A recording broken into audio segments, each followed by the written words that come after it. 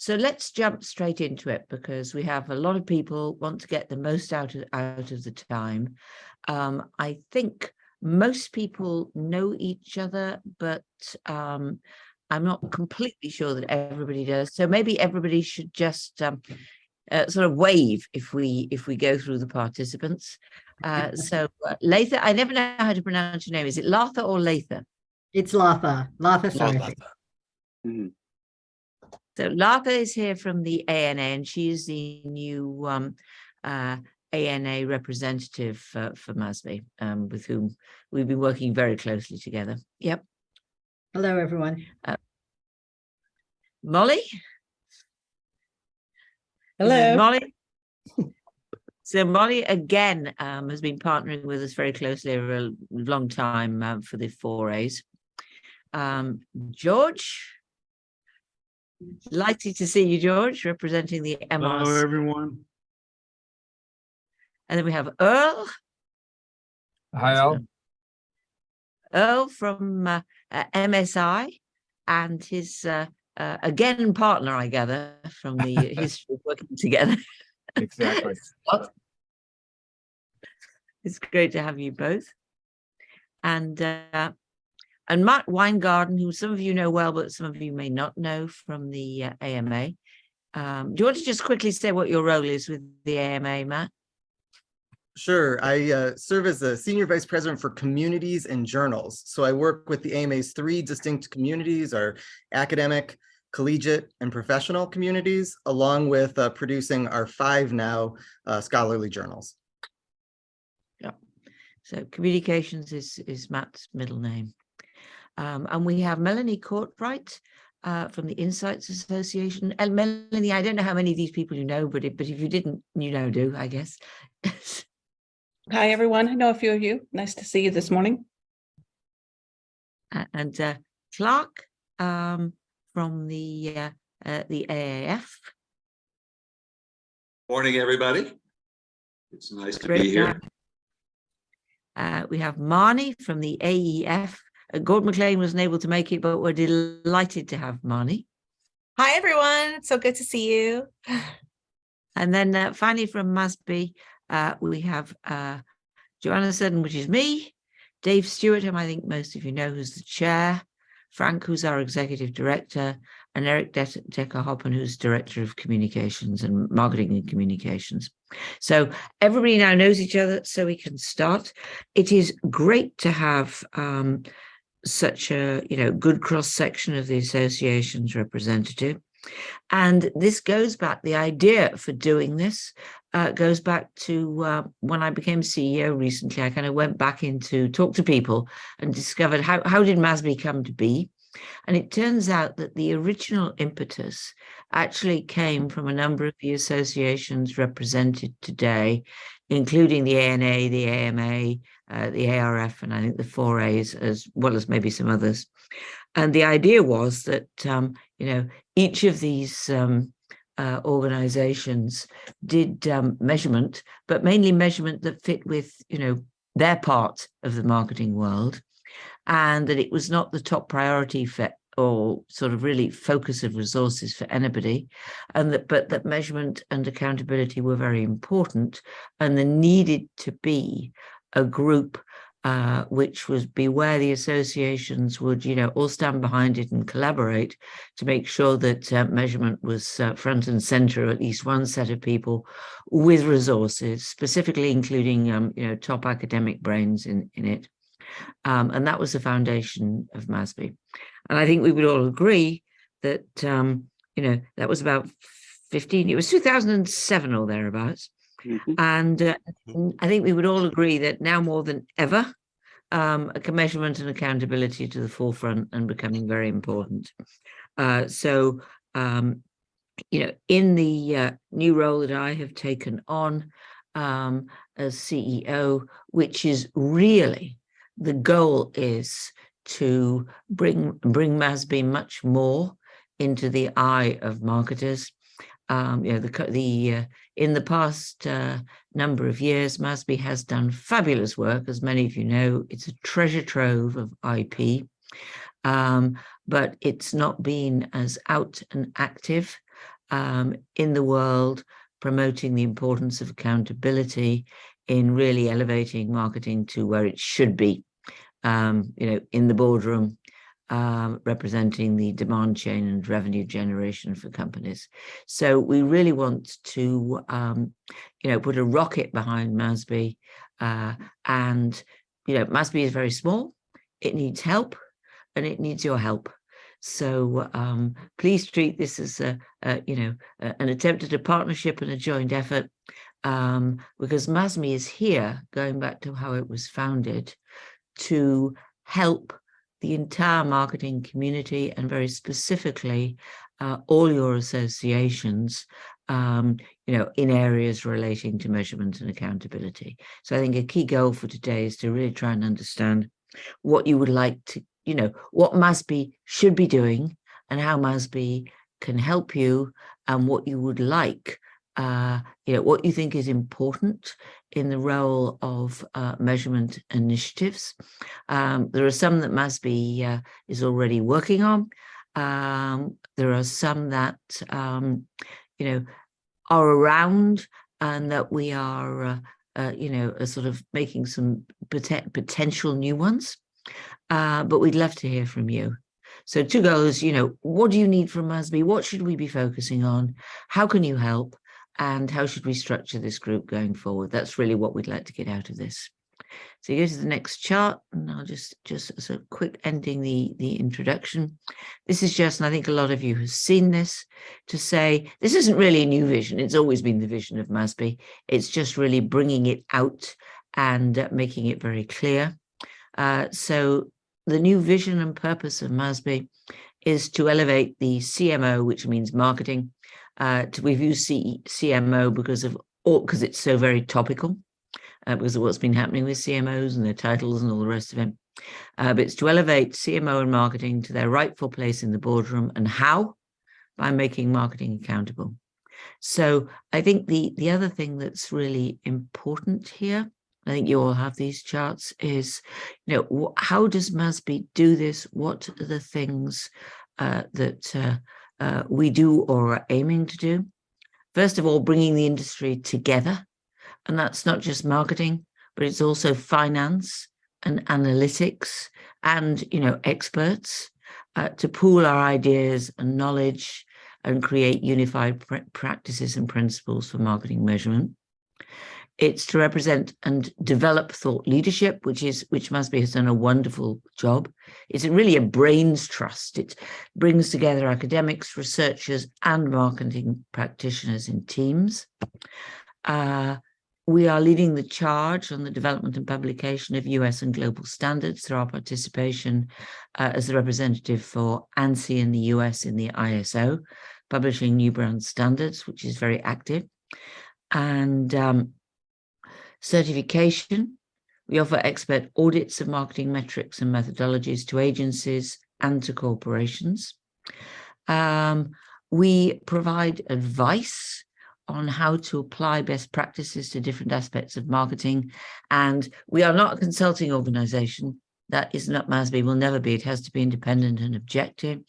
But we do have accredited groups that MASB has vetted, so that if a company or any kind of organization needs some help and sort of that kind of consulting project done, we can give them people to choose from that we can vouch for. And finally, MASB does a lot of work in education with video content and curriculum, both to the educators and to the marketing profession today, and we need to do more of that. But those are really the kind of sort of things that MASB focuses on, and that is just a sort of background. So I think the key thing is I'd like really to kind of throw it open and just say these are just some. I'm not going to go through this because it really is. This is just throwing this out there as sort of food for thought.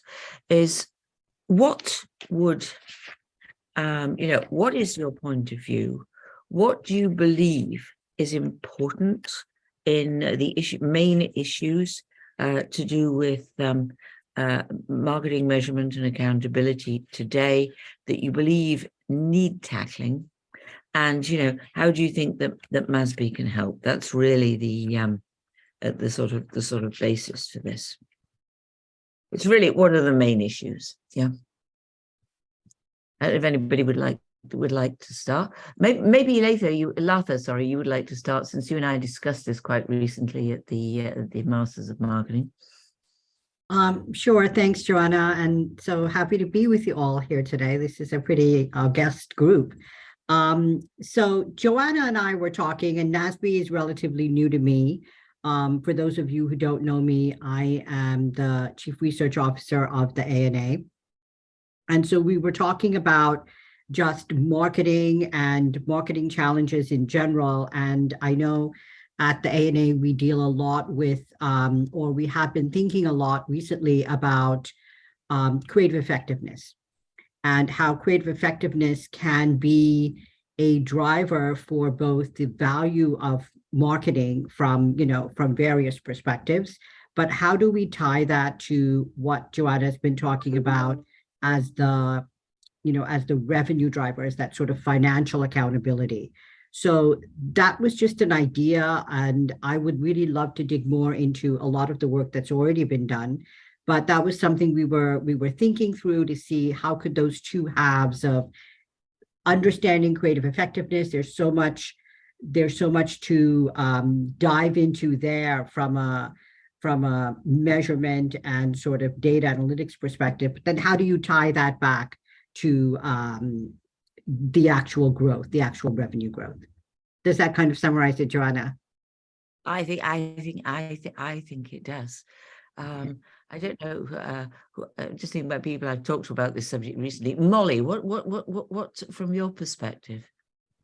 Yeah, I mean, obviously representing the agencies, I've got passion for creative effectiveness, and we often talk, and I know there's been some work done to kind of measure the exponential impact of a highly creative idea versus something that doesn't necessarily connect emotionally with consumers. So that's certainly one area. A couple other places, where I think we've talked in the past, Joanna, and certainly is on our mind, is with the rise of CX, what is the impact of that? How do you measure the impact of CX on the marketing program? I think that's an area that we've got a CX council at the 4As, and that is something that is very much on their mind. How can we standardize how people talk about it, how they measure it, and what are those metrics and what can be expected from it?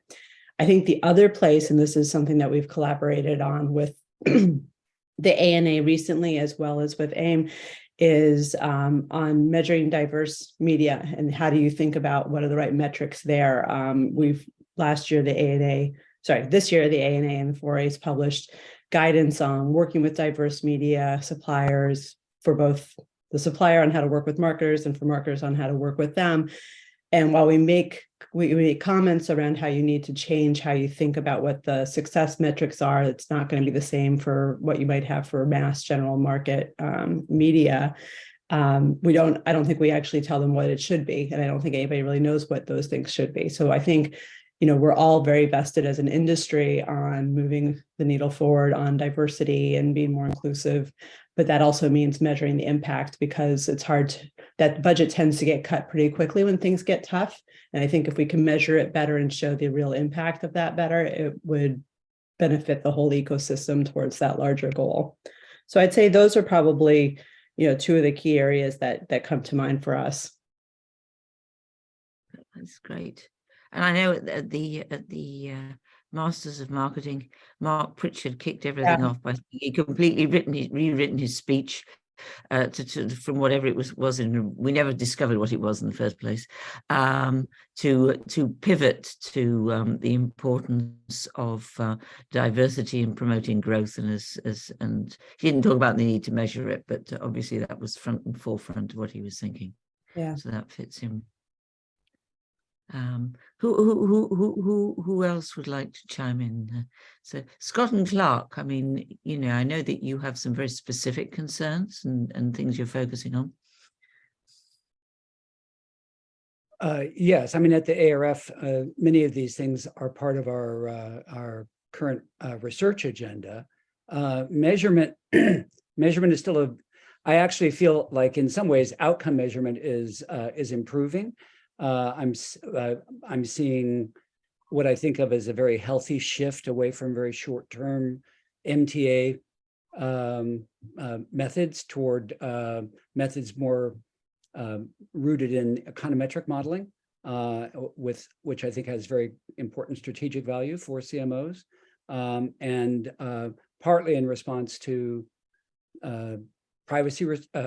rising privacy concerns, which are challenging MTA approaches, where we're seeing kind of a renaissance of mixed models and very interesting use cases, integration of methods from data analytics, from sort of random forest and tree models being applied now to reinforce market mix models. So I'm very encouraged by what I see as methodological progress there, good mix of academic and practitioner activity at the sort of technical level. I would say that many of our members share MASB's interest in how marketing is used within the corporation, and certainly the shift toward renaming CMO functions as customer experience. We're seeing that in many companies, and it feels a little fuzzy, a little unclear exactly how that fits. But we don't have a good view of how it looks across the whole industry, and I think that is actually needed. It's something we've been discussing at MSI, that in many cases, the marketing function within companies is almost exclusively around communication and advertising, and it doesn't touch pricing, it doesn't touch product, it doesn't touch some of the other sort of core levers of growth. And we're curious as to what the actual distribution of structural how marketing is organized at companies. And I think that could be a very interesting area of collaboration among associations, because we do have different footprints in the industry, and could give a pretty good snapshot if we were to collaborate on that.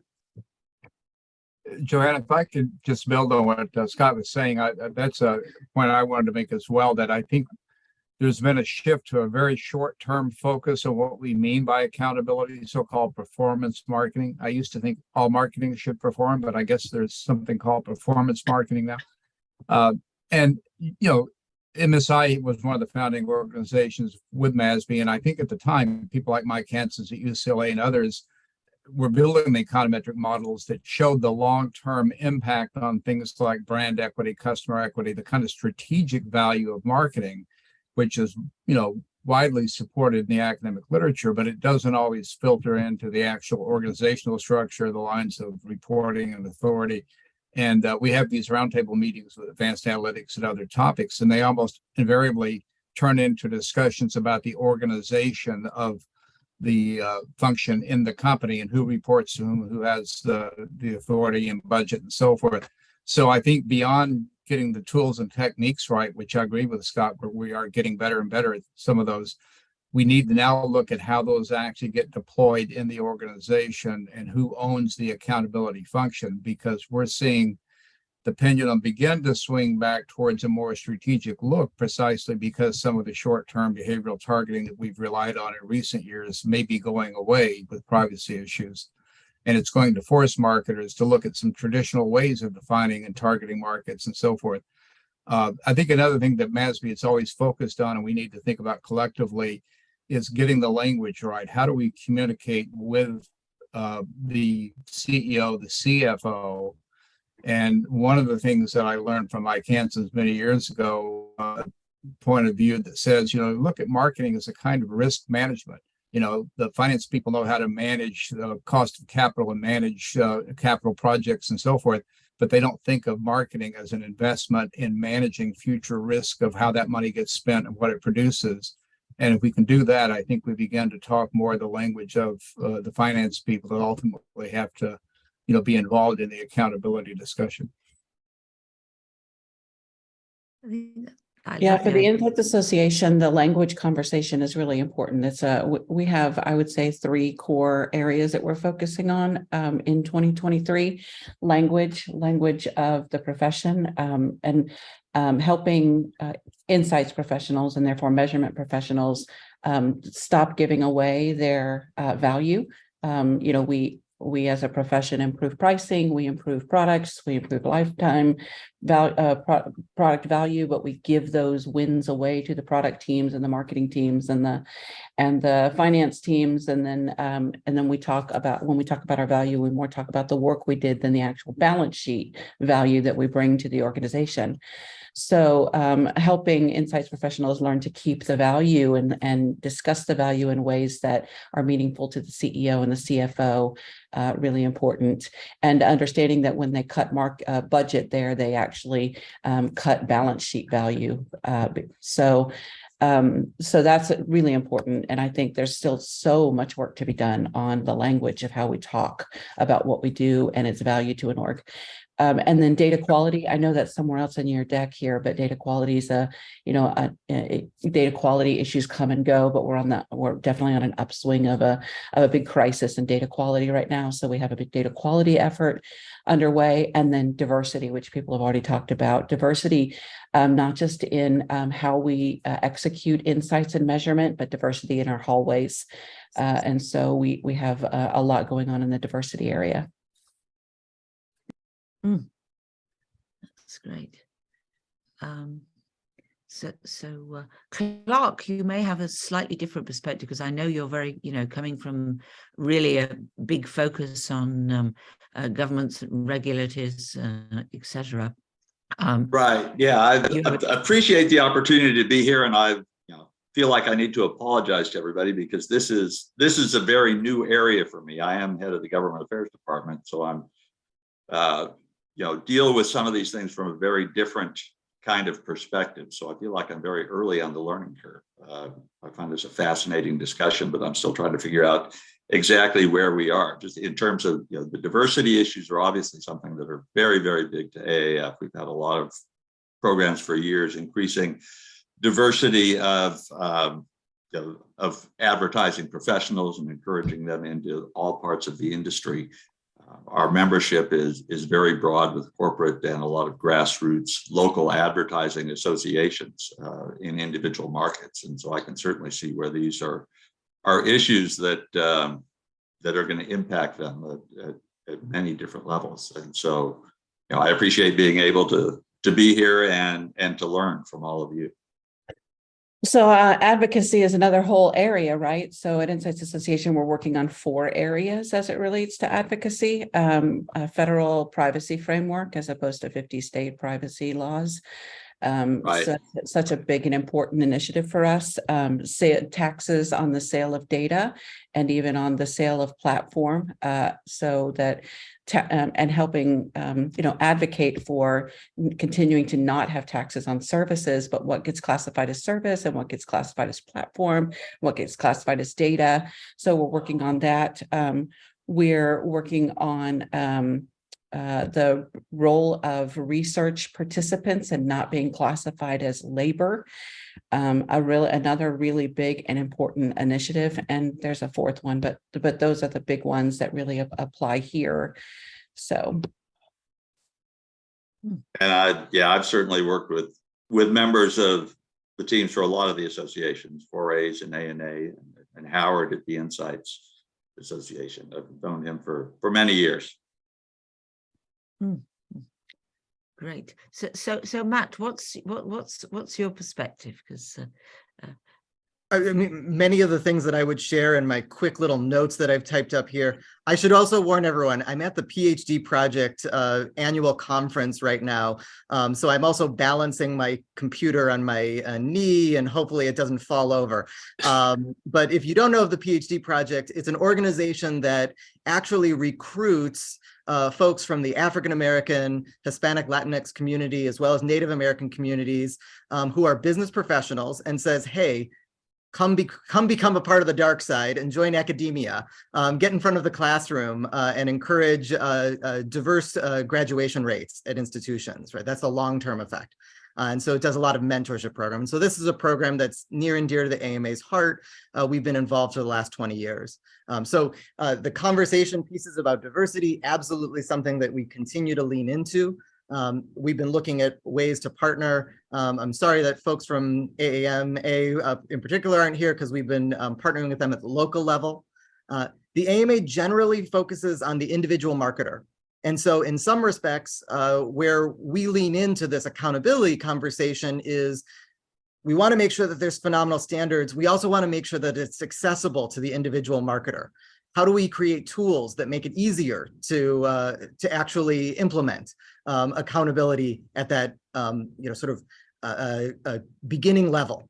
The other piece is, in addition to accountability at the senior level, we also are really interested in how marketers are not getting credit for some of the things that they do, right? So the accountability tends to be a bit on the sort of like negative orientation when folks look at it. The getting credit, we may be headed into a recession. I don't know, every day it seems to change. And guess what? A strong brand tends to be really good for companies to navigate recessions and not cutting budgets. We've got lots of academic research, and Earl at MSI, and you've actually funded many of the research that much of the research has been published in our journals. Thank you.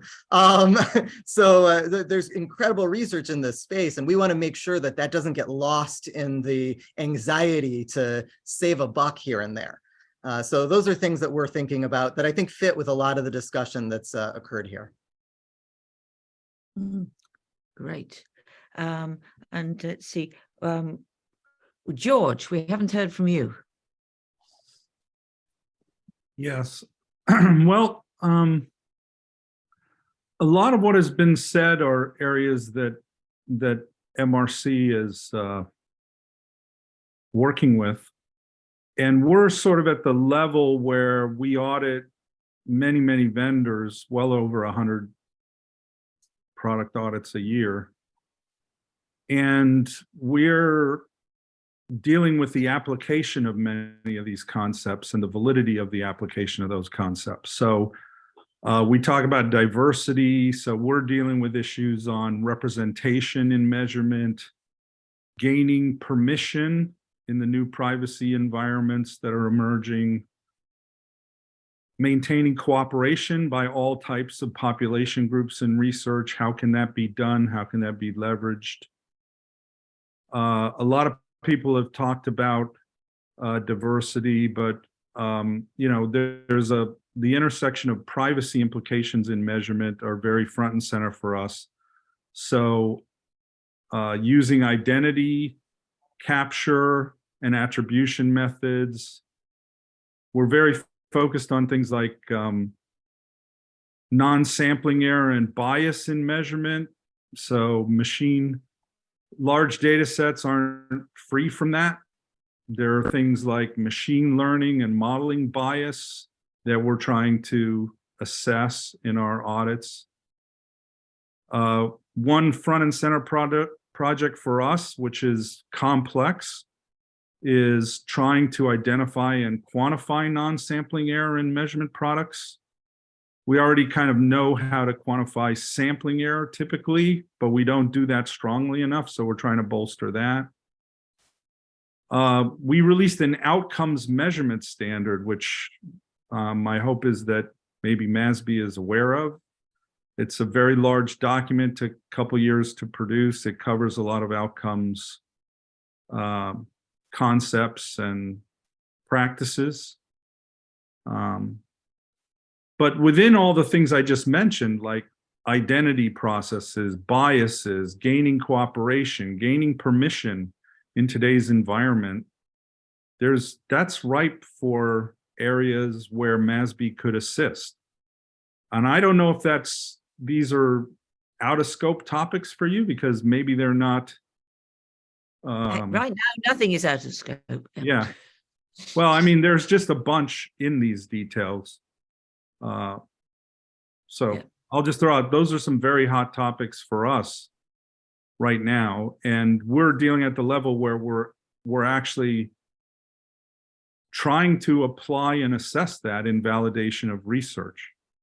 And it's pretty complex because a lot of these techniques are new. And, you know, assessing whether they're good or not is a very real problem when you're the first time looking at something like this, which is a new innovation from vendors. So that's very interesting and has come up in some of the stuff that MASB has been thinking about, I think. And the Marnie, I don't think.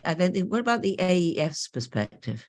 Yeah. So in case you're not familiar, the AEF is the ANA Educational Foundation. So we're a division within the ANA and our 501c3 charitable foundation where our whole mission is to bridge the gap between marketing academia, so marketing faculty, staff, and students, and the marketing industry to hopefully inspire the next generation of talent to come into marketing. So diversity, as I think most of you have mentioned, is a huge issue for us, and it's it weaves through all of the programs that we have to to try to get the best top diverse talent into our industry. And then I would say it would be great just to to make sure that our academic community knows about all of the great work that MASB is doing. So we're literally trying to bring this, real life industry knowledge into the classroom. And I know, somebody else kind of mentioned mentoring as well. We have a big mentoring program that would be great to have some industry folks that are involved in MASB become a part of that as well. That's very interesting. Dave, from a MASB perspective, do you want to sort of Dave, Frank, share some comments? Sure. MASB really grew out of a widely shared concern about the role of marketing in organizations, and the sense that that role was being defined by others, being defined in tactical ways, and that the root cause of that largely was that marketers were not doing a really good job of communicating the impact that marketing as a discipline and as a practice has on the things that firms actually have to report. A lot of what drives the behavior of senior management is really related to reporting standards. I mean, you pay attention to the things that are measurable and reportable. And a lot of what marketing does, while it's very impactful, often doesn't get translated into the performance measures that the CEO or the CFO must ultimately report to various stakeholders. So that was really the genesis of MASB. We did not see another organization that had kind of stepped forward to champion that role. And so over the years, what we've attempted to do are things that seemingly would be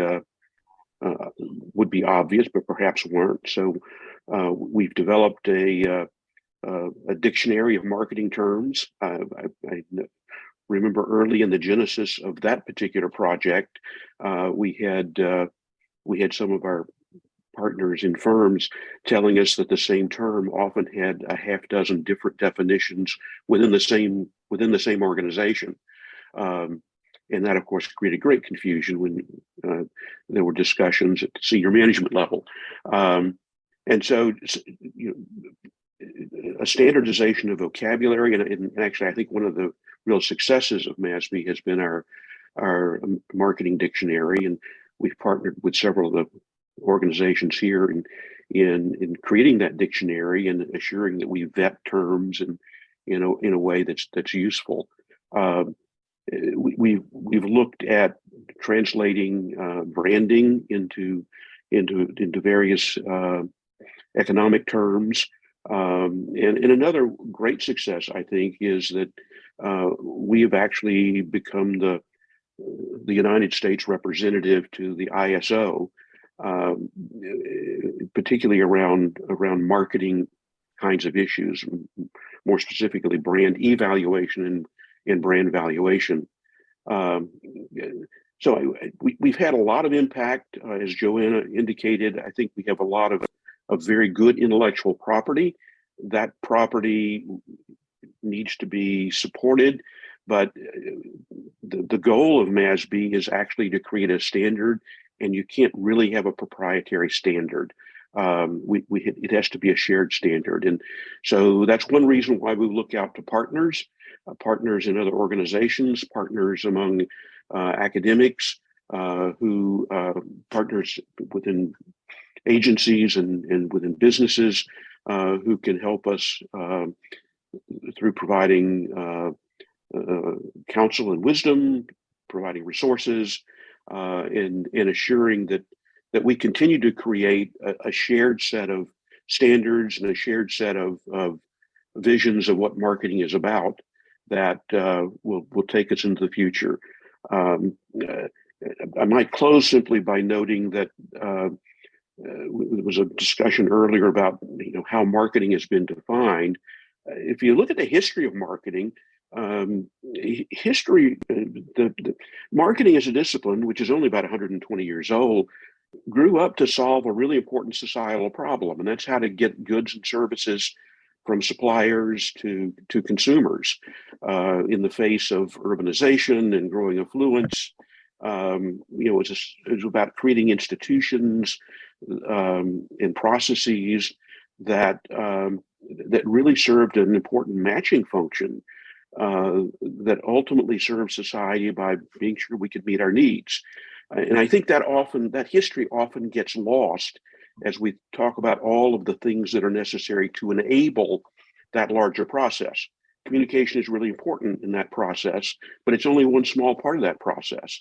Research is clearly important in informing decisions about that process in those institutions, but again, it's only one part of that. And so I think sometimes we need to remind ourselves of the significant history and historical roots of marketing and the successes that we've actually had that often we don't get credit for.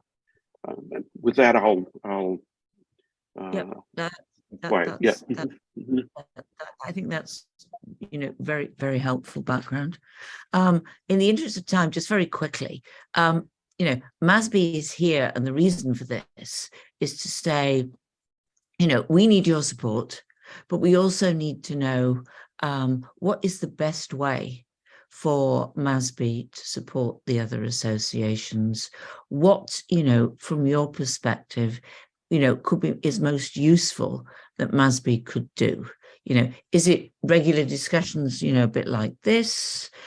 Is it, specific projects and work streams that we should be focusing on that, are topics that, maybe you're doing, you're doing work on a lot of things. I recognize that.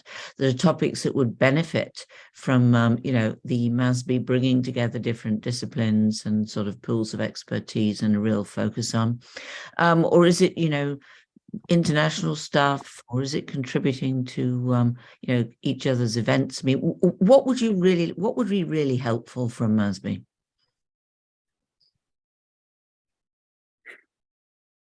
Any thoughts, anybody? Or I should just pick on people?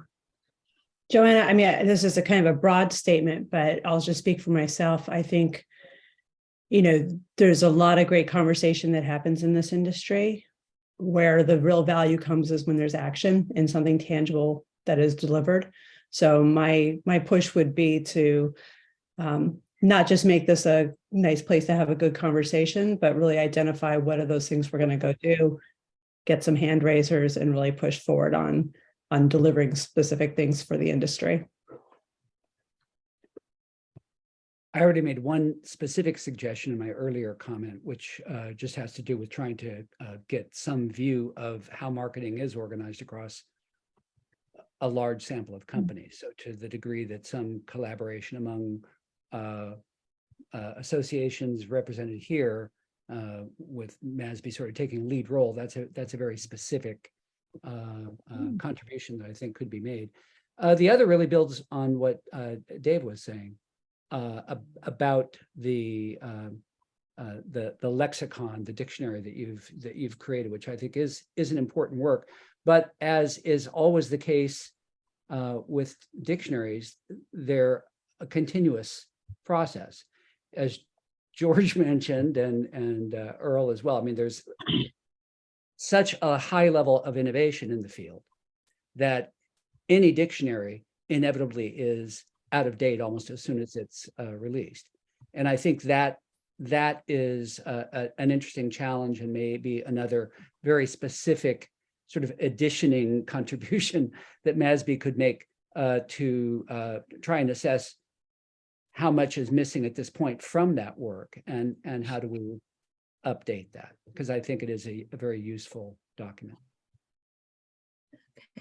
Anybody else want to jump in, or so we can go and discuss some specific initiatives?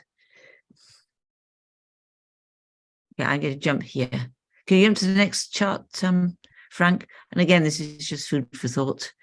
And you know, you've come up with a lot more, which is what I hoped you would. This was just a fishing expedition of things that on the left, and you've talked about the dictionary that MASB is currently working on, and has in most of these cases has been working on for some time. And then there was a starting point for potential future work streams, and I think you guys have added some great ones. I mean, I like, measuring the business and financial impact of diversity and diverse marketing is clearly, I think, one we should possibly add to the list here. And should we be inviting AIMM to this? We sort of looked at that and then thought maybe it was kind of included with the ANA, but I don't really know. Any views on that? I know you brought it up, Matt.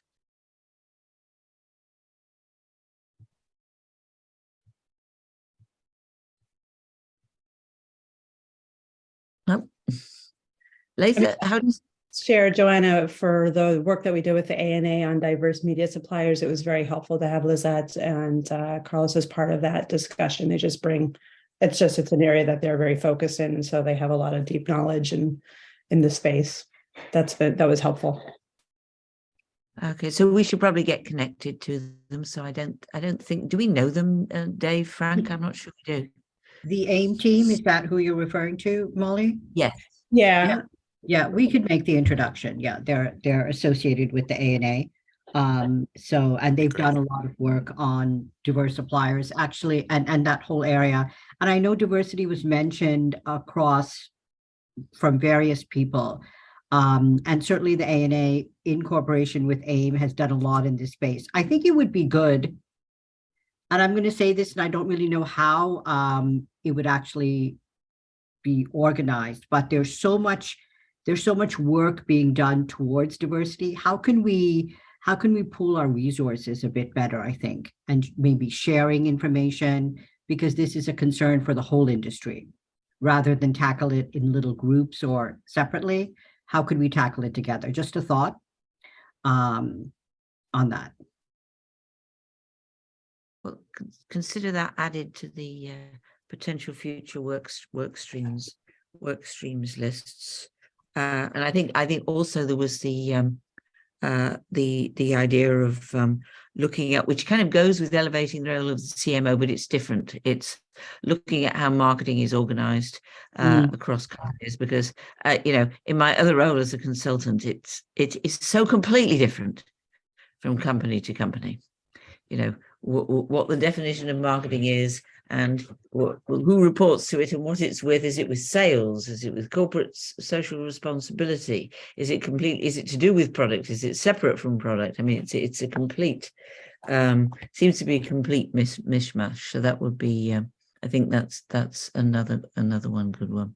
Do you want to add the organization of marketing, Frank? This is a very useful thing to do. What else came up that we have not captured? Joanna, just one thing on the bullet that you guys just put in, diversity and marketing measurement.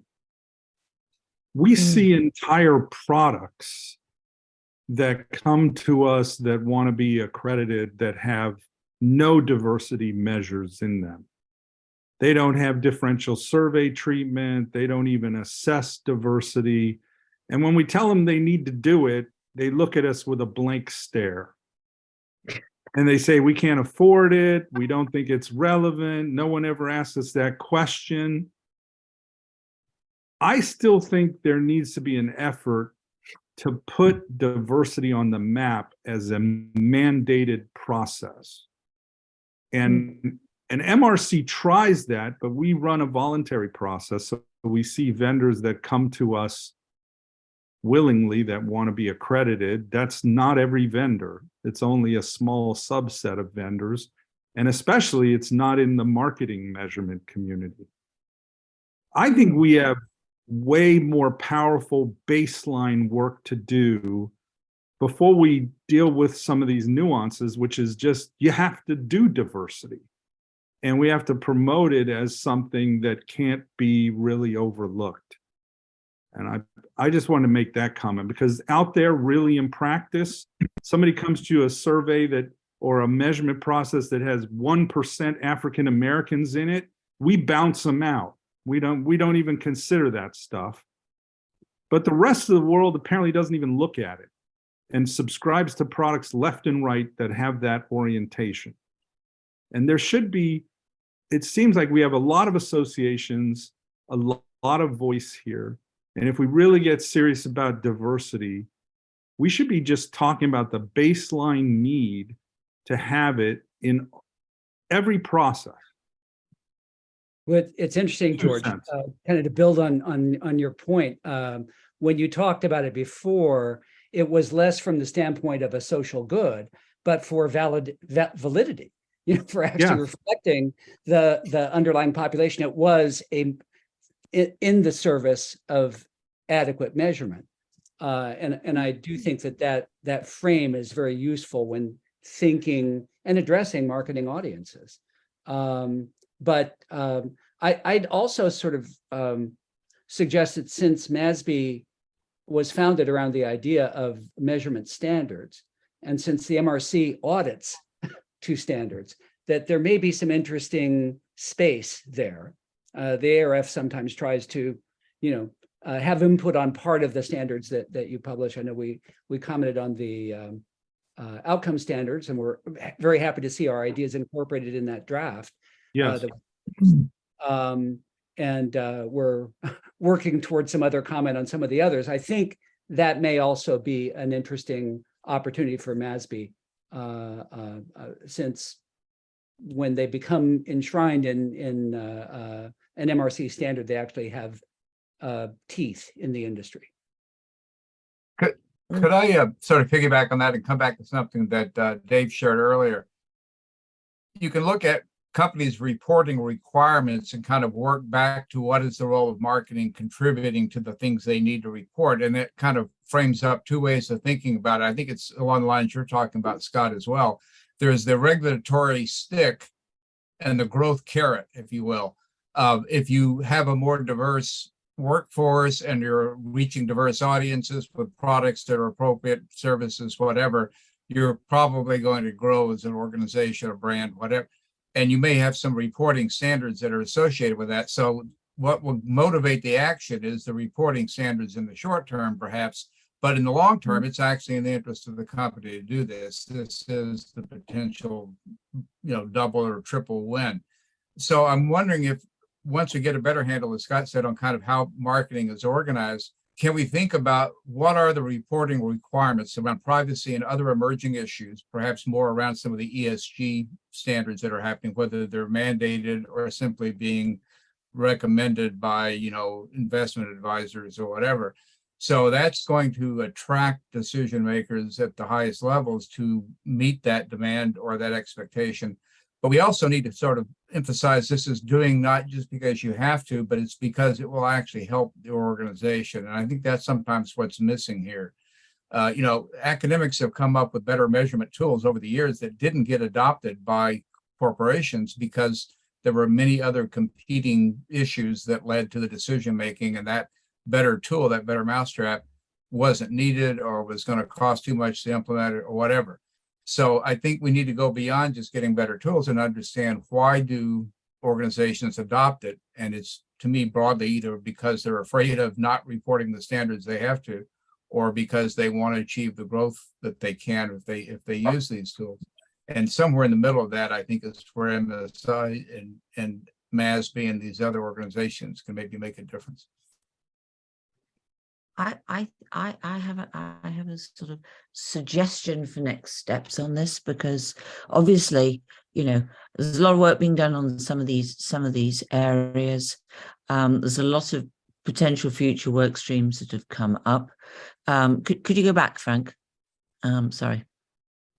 What I'd like to do would be to kind of, taking on what everybody's said here, is put some description against, a little bit of description against, the existing and some of these potential future work streams, and maybe send that out to each of you, together with a request for sort of very briefly, what you are doing on this and your level of, interest, and think how helpful it could be for MASB to focus on this and what we should be doing, so that we can maybe pick a few priority areas to focus on as a group.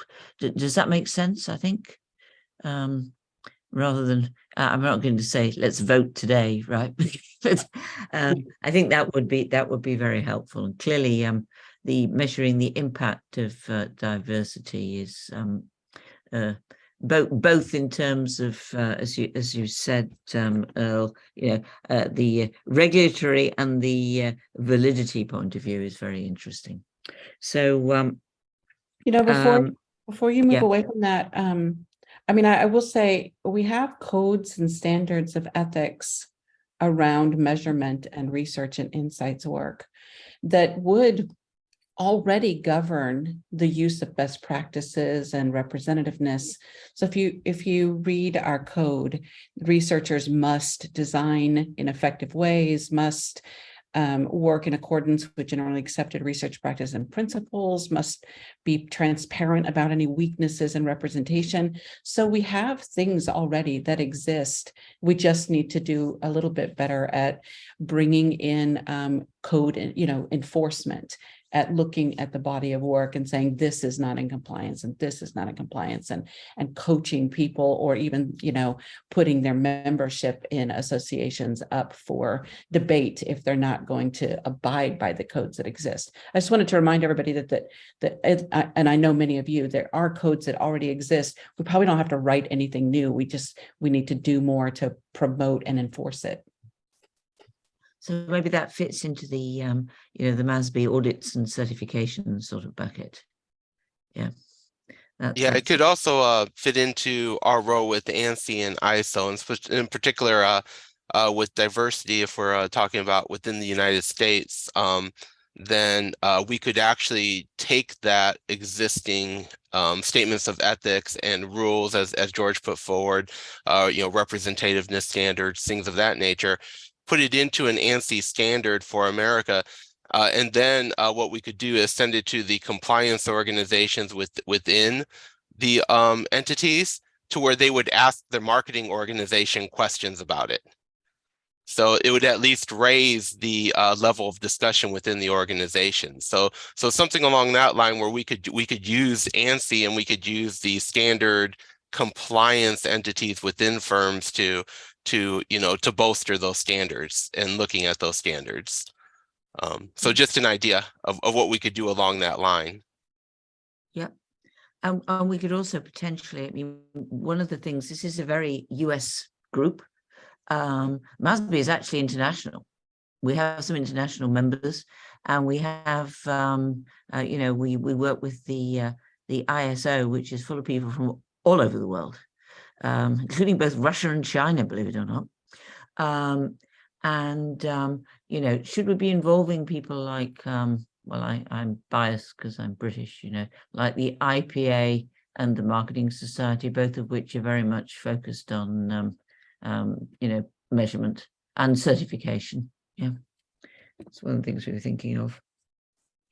But maybe it's the second part. Do you want to go? I know we're about out of time. So do you want to go to the final chart, Frank, just to give us a bit of structure, and we'll close in a second. So next steps is, we need your help. The first one is, help us decide what are the initiatives we should be prioritizing that you would like to be involved in.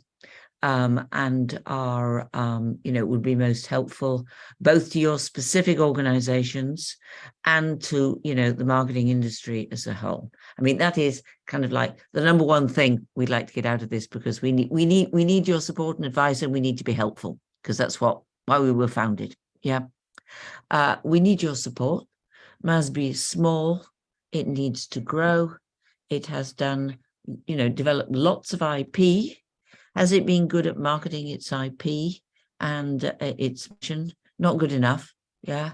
It's small, it's been constrained. It just hasn't had the resources. The communications that we've done, Eric, call out to you. He has struggled brilliantly with no resources and done an outstanding job considering, but we need to do a lot more. And that's part of a lot of what my role is.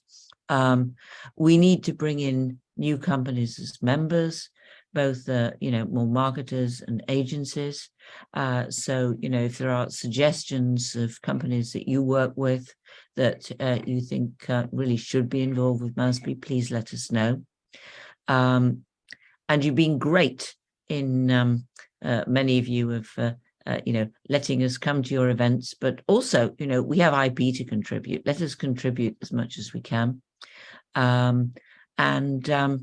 We need your involvement in issues of interest to you, which I think we made a good start. And then I just want to sort of mention this, is that some of the MASB has not been very good about enforcing membership.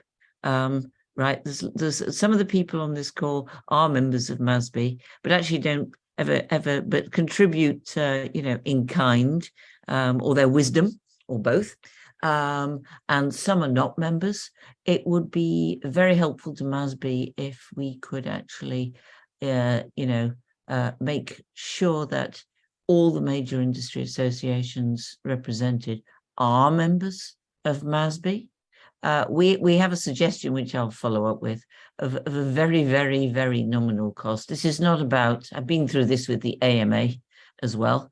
From a chapter point of view, what happens with the AMA is, Matt will be very aware, though it's improved, is that all the money from the member dues went to Chicago and the national organization, and the poor local chapters got a pittance. So we said at one point in New York, let's not worry about membership. We don't care about that. We don't want members. And then we realized that membership signifies commitment. It's actually terribly important. It's not about money. It's about commitment. So that's something that I'd like to follow up with, if that makes sense. I know Marnie has somebody about to, everybody has to drop off and we're out of time. So hopefully this was useful, and that we can have, more of these sessions going forward if everybody is up for it. So I think, thank you all very much. And it was just absolutely great to discover that there's enough interest in measurement that we can get everybody together. Yeah. Thank you. Thanks again. Thank you, Joanna. Thank you. Bye. Wow.